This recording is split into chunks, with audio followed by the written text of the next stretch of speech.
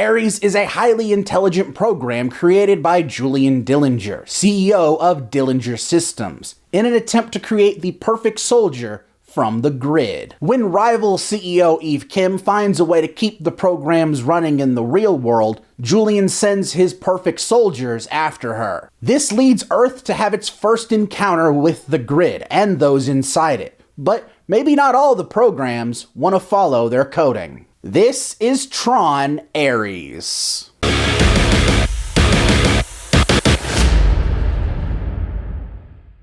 TRON Ares is the third film in the TRON franchise, a whole 43 years in the making trilogy. Even though the films altogether don't really work as a trilogy, but whatever. And I was cautiously optimistic with this film, because after watching TRON Legacy for the first time, I was kind of floored. It makes me wish I got to see that in theaters, because sadly I didn't. And you know, TRON Ares is pretty rad. Far from perfect, but pretty rad. It's still a bit held back in the story department, but the visuals are fantastic, the music is great, and it really kind of made me interested to see more of the world of TRON, giving us the best look at the grid and how it interacts with the real world. And I was quite amused by that. The film's cast is pretty good, all things considered. Evan Peters delivering my favorite performance as a little shit tech CEO, a character type that is hardly parody now. Greta Lee is also a great character in contrast to Peters,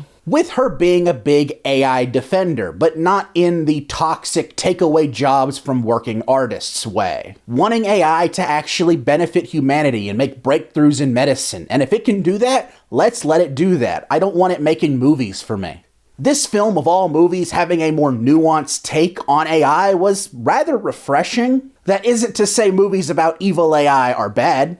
In fact, one of my favorite movies of the year is about an evil AI. But it was kind of cool to see the film justify it in a way that actually makes sense. The film's story would have really been undermined had they committed to the AI character they wanted to make, so I'm glad they didn't do that. And I'll only mention him because he's in the trailer, but don't expect to see Jeff Bridges a lot in the film. It's cool to see Jeff Bridges in a movie like this still, and it's clear he loves the TRON franchise. The character of Kevin Flynn in the film is a key focal point in a pretty cool nostalgia-baity moment. I was a big fan as to how they explain why this is happening and how it's happening. It made a whole lot of sense in universe, and I give it a pass. But that's it for the cast. Unless I'm missing anybody. Or the giant fucking mural of Hitler? Oh fuck, how'd I miss that?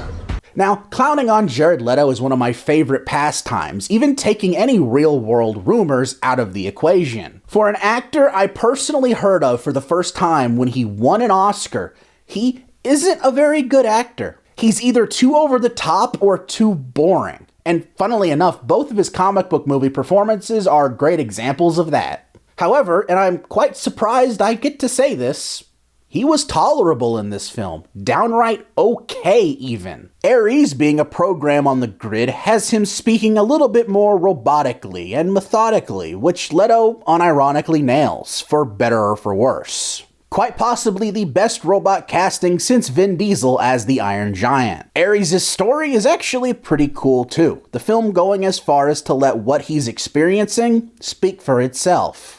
Perhaps Ares' story isn't the most groundbreaking, but it was really cool to see the TRON twist on it. Maybe I'm just trying hard to find positives for our lead character, because man, I'm still kind of floored by the fact that this is a Jared Leto-led film that I don't hate the action of watching it. But this film gets to join the ranks of Blade Runner 2049, a film with a tolerable Jared Leto performance and beautiful visual effects. Time out. Hey Hollywood, specifically Disney and Sony, if we have to live with Jared Leto being in movies, can we at least get him as Morbius in Avengers Secret Wars? I want him to show up, say it's Morbin time, and then get vaporized immediately. Here's my pitch as to what I think the scene would look like. Oh my god. Oh my god, he's gonna say it. Oh my god, he's gonna say it! Say what? It's Morbin time! Sorry, what? We don't know that guy. That would be so funny, and peak cinema, dare I say. But here's the thing. Now, Tron Legacy was always going to be a hard film to top when it came to the visual effects. But I think this film stands on its own extremely well with its own visual take on the grid. Normally, I'd be very against the real world in movies like this, but I just couldn't help but be a fan of how it works. Especially because the primary Tron color in this film is red, and you put that behind a dark city backdrop, it just rocks. And speaking of rocks, the musical accompaniment by Nine Inch Nails is awesome. It was really cool to see a band like this have its music be so heavily advertised. And you know what? It was deserving of it. This film does continue the franchise's tradition of having a clunky story with cheesy dialogue and maybe too many interchangeable characters. That last thing is something Tron Legacy did a really good job at avoiding, and it also gave us Korra.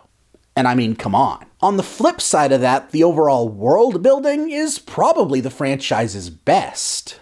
It really plays up the fact that the main character in the film is a program, and the way the film depicts just how it works both in the grid and out of it is pretty neat. It's a lot like Inside Out or Osmosis Jones in the way they personify everyday bodily functions, but with technology and immoral intentions. There is no doubt in my mind that this film will go down as one of the biggest guilty pleasures of the year. And judging by how hardcore Tron fans are reacting to this film, I'm more than happy for them. It's definitely not a film for everyone, and there is a lot of technobabble that I just found to be a bit tedious to listen to, but from the visuals and the music, it's a film that I found to be quite a vibe, and it's a vibe that I enjoyed. Before we head out, I have to show you the light cycle bucket, or as I like to call it, the reason this review is happening, even though it's so late. If I spend as much money as I do on these buckets, I'm going to have to finish reviewing the film the bucket comes from, even if this can barely qualify as a bucket. You put the popcorn in the wheels, and that's like not a lot of popcorn. But it is a really cool centerpiece, even if I might not have room to put it anywhere after this. That's a later problem. And it also lights up, which is pretty cool too. So if you enjoyed this review, you can thank this thing.